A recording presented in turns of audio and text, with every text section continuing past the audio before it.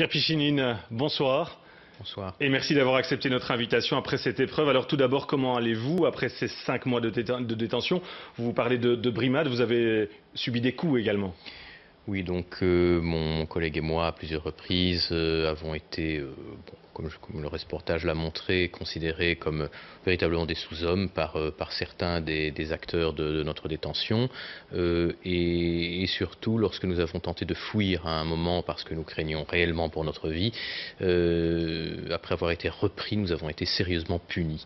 Les mains attachées dans le dos, des coups sur la colonne vertébrale, des tentatives de nous faire avouer aussi que nous avions caché une arme, une grenade à main on ne la possédait pas, on n'aurait pas pu répondre et mettre un terme aux sévices que nous subissions, notamment avec un ciseau, on nous coupait le bout de la langue, on entaillait le bout de la langue pour nous faire parler, c'est très douloureux. Vous allez bien ce soir? Nous allons bien, oui.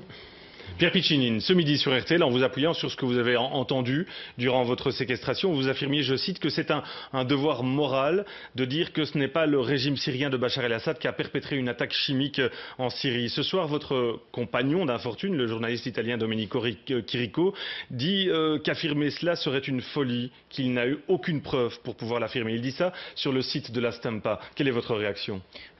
J'ai été très occupé aujourd'hui, je n'ai pas encore eu le temps de téléphoner à Domenico. Je suis un petit peu étonné parce que nous étions ensemble lorsque nous avons entendu cette conversation, donc je vais lui téléphoner tout à l'heure. C'était une discussion de plusieurs hommes par Skype en anglais. Effectivement, il y avait une discussion qui impliquait le général de l'armée libre qui nous séquestrait et un officier d'Al-Farouk.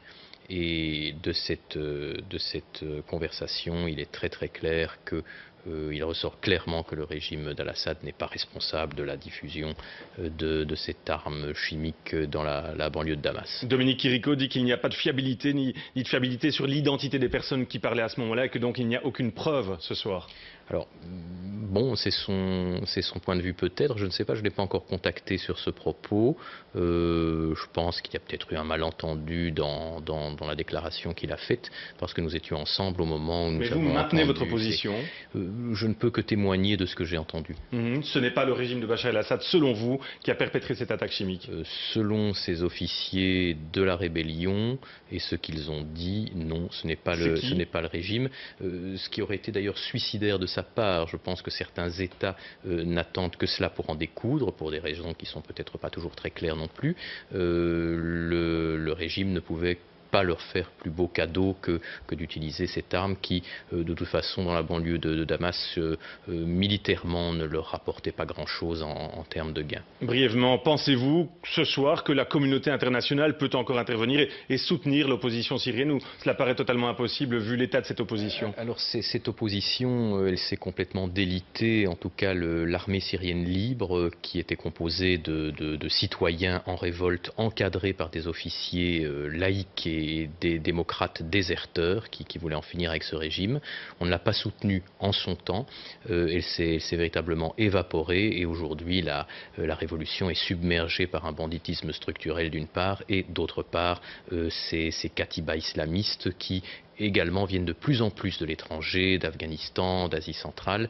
Je pense qu'il serait fou et suicidaire alors pour l'Occident de soutenir ces gens-là. Pierre Pichinine, une question que beaucoup de téléspectateurs se posent ce soir, c'est que va faire un enseignant d'un athénée de Philippeville en Syrie à 8 reprises alors que l'État belge lui déconseille d'y aller?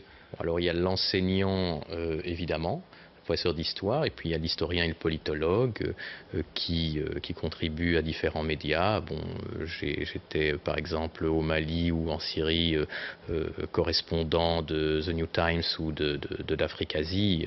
Voilà, il y a 2 carrières et on essaye de les concilier. Certaines rumeurs vous dépeignent comme un agent des services secrets français. Ce serait possible cela? Évidemment, un agent secret en général ne le dit pas. Alors, un agent secret français qui est en train de prendre une position tout à fait contraire à celle de ceux qui sont censés le payer. Pierre Pichinine, merci d'avoir répondu ce soir à nos questions.